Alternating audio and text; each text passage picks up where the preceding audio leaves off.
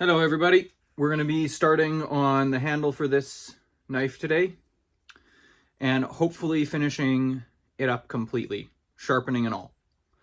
So we'll see how it turns out.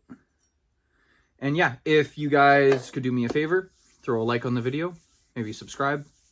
And as I've said in the last few videos, let me know if there's anything that you want me to make. All right, let's get to it. All right, so the plan is to mark out with a center punch. I've got a self-punching center punch, but you can just use a regular center punch as well. 3 holes for where my pins are going to go for the knife. We're going to drill those holes out, and then I'm going to be cutting some bloodwood to use as the handle scales. So I've already kind of figured out where I want them. I know I want one right in the middle of this finger bump, and then we usually go about halfway in between. Ooh. You want to reset, please? Oh, that's interesting. My center punch just quit. Never had that happen before.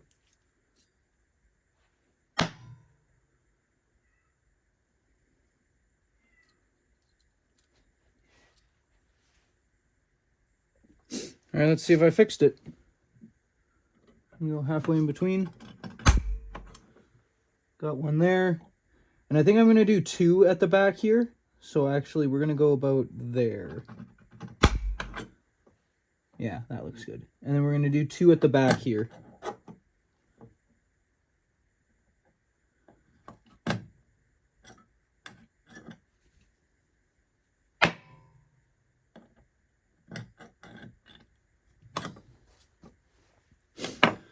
All right.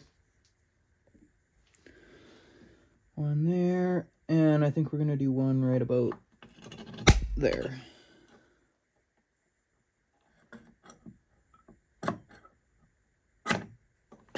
Perfect.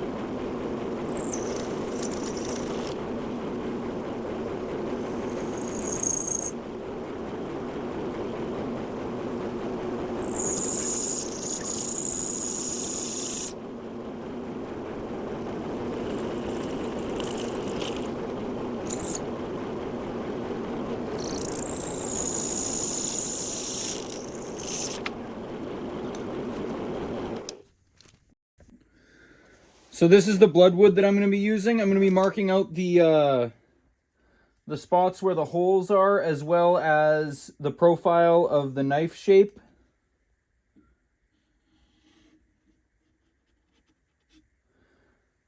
Might actually, no, we're gonna flip this over.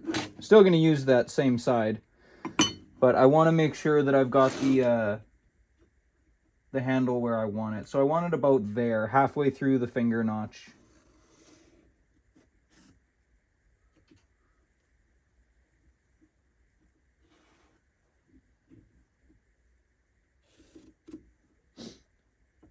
And then we've got to make some holes in this, which shouldn't be too difficult. Hope everything lines up nice and neat and orderly.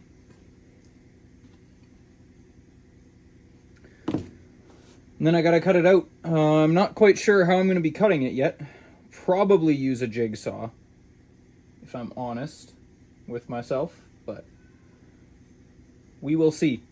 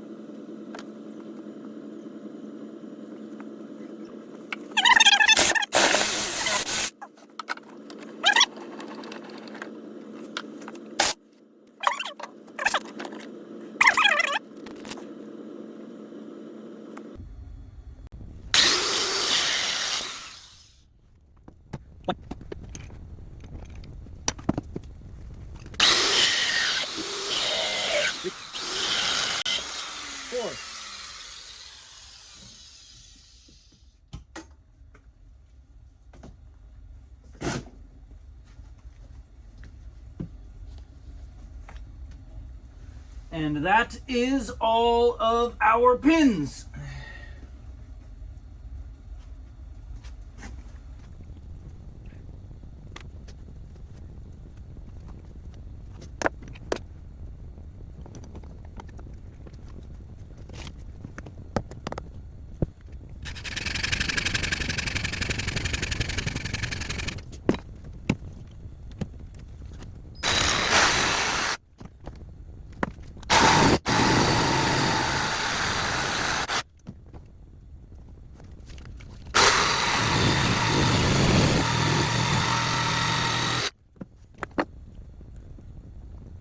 Right, so now we're just gonna cut it in half.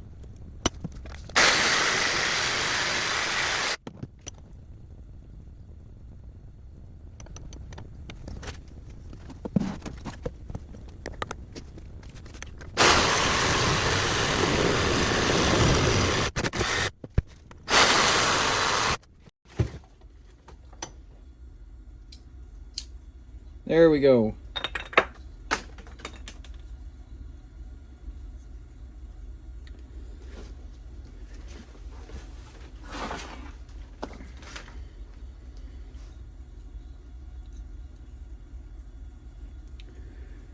Now we just need to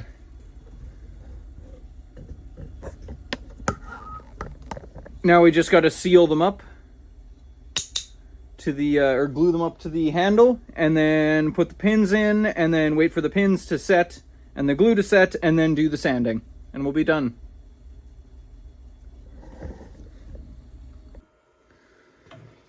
All right, now we mix up this stuff.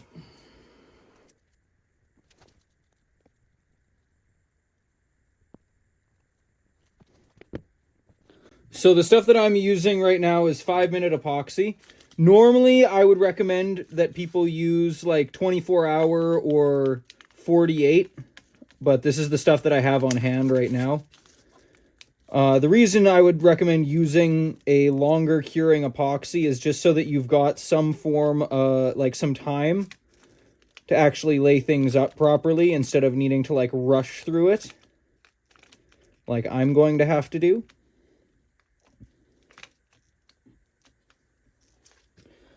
So all we're going to be doing is taking this and basically spreading it like butter on toast. Is all you're doing is laying down a pretty good layer. Whoopsie. This stuff's already sticking, as you can see. I'm going to be putting down a pretty good layer, because you want it to squish out and fill all the cavities that might be created by you by your grinding or sanding or anything like that. So we're going to put that down. And we got to grab our pins. Wherever the hell I put them. Oh, right here. I actually put them where they're supposed to be. Good job, Keith. Oh. What? There we go. Trying to figure out why my pin wasn't fitting. I'm just going to be setting all of them in right now. And I'm going to basically be taking a hammer to it. I've got a little hammer somewhere here, I think. Oh well. Brick of steel also works just as good.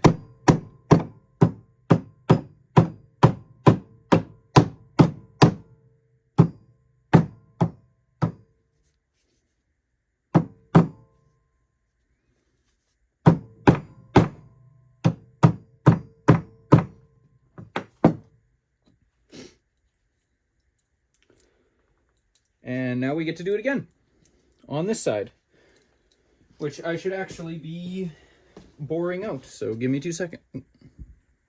Give me 2 seconds. This is a trick I learned from one of the guys that taught me how to make knives. His name's Al Bakke. Really wonderful human being.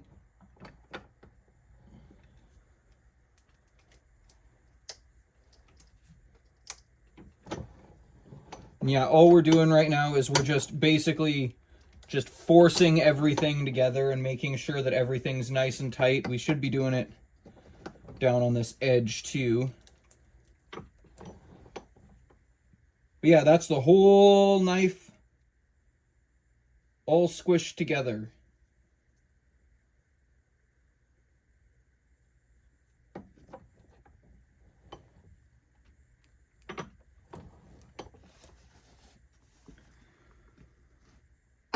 And I'm going to have to let it sit there and cure for a while.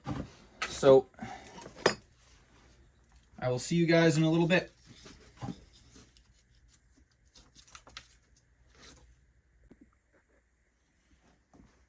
All right, so I've got the handle finally glued up. It's all nice and stationary and stuck to it. So now we're going to shape it using a 36 grit belt, and then we'll do some more shaping and polishing using some higher grit belts.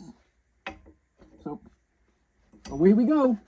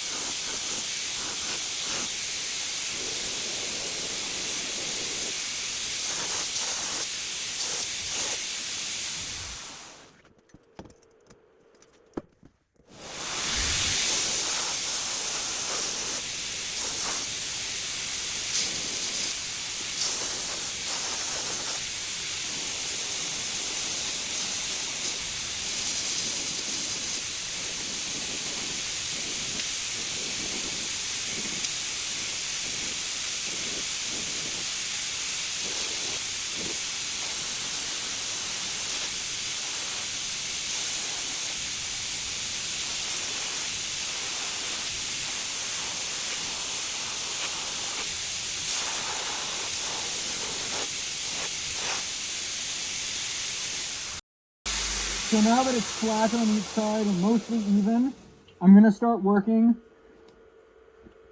on building some corners into these. So I'm just going to gently grind some corners into this with the slack part of the belt. And then we're going to go over the blade again one more time with the sandblaster, just clean it all up. And then yeah, we should be good to go.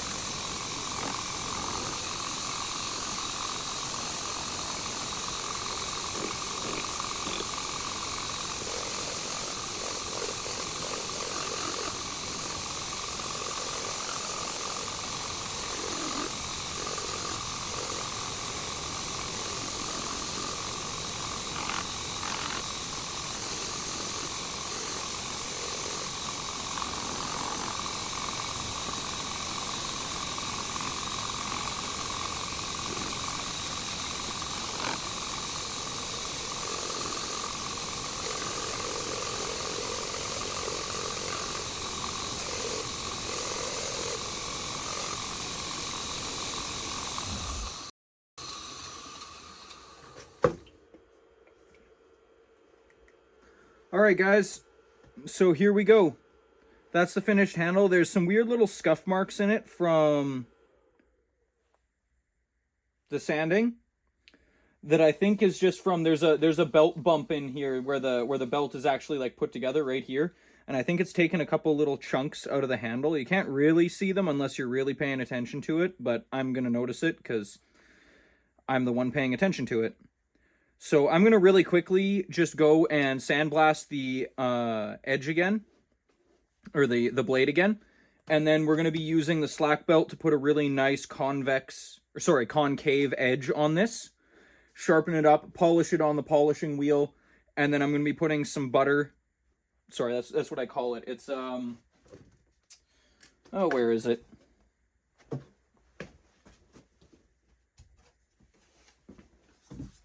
Cutter's coat. It's basically just a bunch of like different waxes and oils together, and you just warm it up in your hand and then put it on the wood to seal it. Makes a really, really nice finish. So we're gonna go and sandblast this, and I'll see you guys in a minute. All right, there's the finished blade. Now we're gonna sharpen it up, and then we'll be done. It's looking really, really nice, actually. I'm excited to see how well this looks when we're done.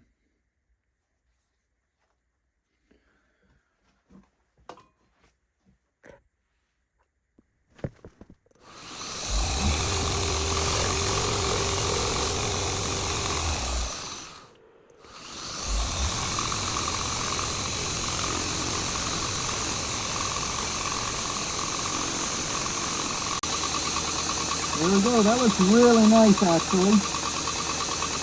Now we're just going to polish it up on the buffing wheel.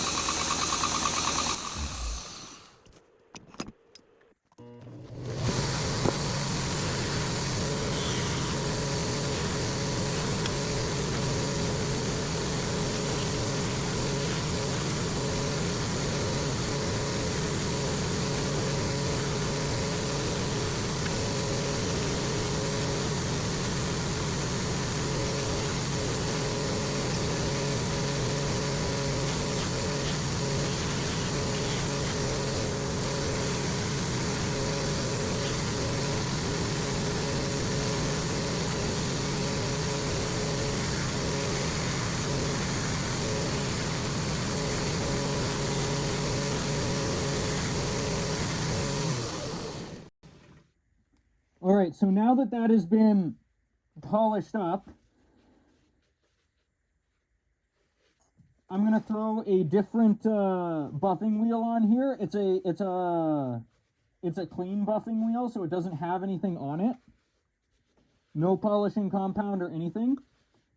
And I use it just to be a really, really nice fine polish when I put the cutter's coat on this.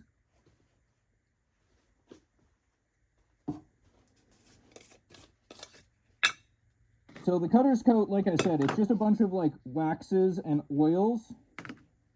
And you just take a little bit and you put it on there, you let it warm up and heat up in your hand, and it just seals up really nicely. Protects the wood, makes it look really nice and shiny.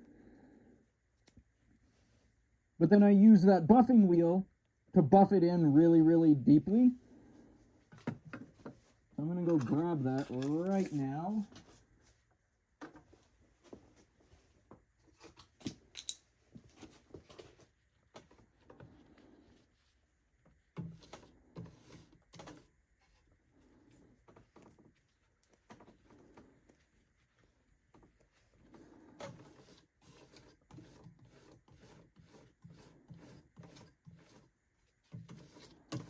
Doesn't always like going on really nicely though, so there we go.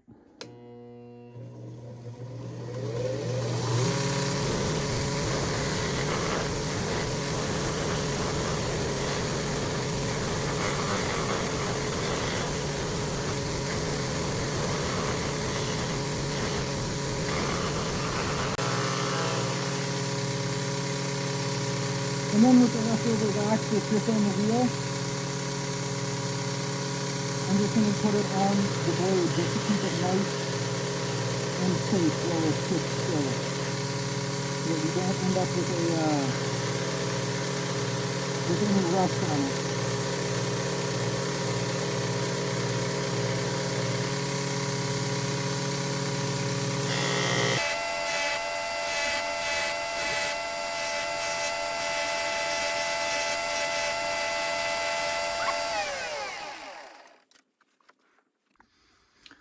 All right, so there we go. There's the knife.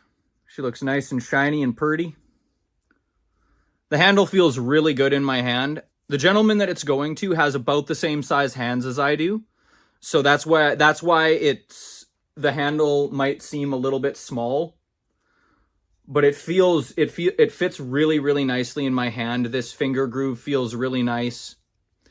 And I don't have any sort of paper to show how sharp it is, but I do have an empty water bottle. And this isn't going to cut through very easily. Well, okay, that's kind of a lie, I guess. Well, there goes that notion of it not cutting easily. What I was going to say is it shouldn't cut that easily through like plastic or even through a piece of paper. So the thing is this is meant to be a camping and hunting knife, and you don't want it to have like the razor sharp edge of like a chef's knife or something. You want it to have this really convex, almost blunt edge. Not blunt, obviously, but a much more sturdy edge so that it can stand up to you whittling wood or even needing to like baton it through a log or something like that. So that's why you'll never see a knife like this able to do like some of the really crazy like paper cutting that you see a lot of guys do. And that being said, you could find someone out there that does do that. I just personally do not know how to what the edge geometry is or how to do that yet. It's something I want to learn if it's truly possible, or you know, it can also just be someone who's saying, oh yeah, I made this and you can use it to, you know, do anything while you're camping, and when in reality it has a really fine edge that's meant for, you know, more of a chef's knife. And you're never gonna know. Like, that's the thing, you're never gonna know until you go and use it like that and the edge deforms. But anyway, that's the hunting knife done. I'm not going to be making a sheath for it. I do not have any idea how to do the leather work for it. The gentleman that it's going to does know somebody though, so it is going to get a sheath. I will hopefully get some pictures of it fully done with a sheath and everything soon. But for now, this is what you guys get to see. I'm quite proud of it. I'm really liking the satin finish too with the sandblasting. It looks really good. It makes that edge pop really nicely. Anyway, thank you guys so much for watching this kind of journey through making a hunting knife. It's been a very, very, very, very long time since I have made a proper hunting and or camp knife. Oh, I can hear again. Should have taken those off earlier. But yeah, thanks a bunch, guys. I hope you guys enjoyed the video. And do me a favor, throw a like on there, subscribe if you can, and come check out some of the new things that we make. I'm going to be gone for a little while, probably about a week and a half. So you probably won't get a video next Thursday. But after that, we're going to be back, and I'm going to be doing some more basics in blacksmithing. So I'm planning on doing some of the basic projects that you can work on if you're just getting started blacksmithing. So like leaves, hairpins, cloak pins, those sort of things. Things that you don't need any sort of grinding tools to really do. You can do them with a set of files, a vise, and your forge, essentially. And a hammer, obviously. And then I'm probably going to be jumping into, after I've done a couple of those, I'm going to be jumping into building tools. So hammers, tongs, that sort of thing. And then we'll be jumping back into some chef's knives, some really like properly going in deep on geometry, handling, polishing. Like I'm wanting to try and make a really good series of videos explaining all of the tiny little bits of minutia that go into making a chef's knife. So yeah, stick around, come out and say hi, come by and say hi when you get a chance, and thanks so much, and I will see you guys in the next video.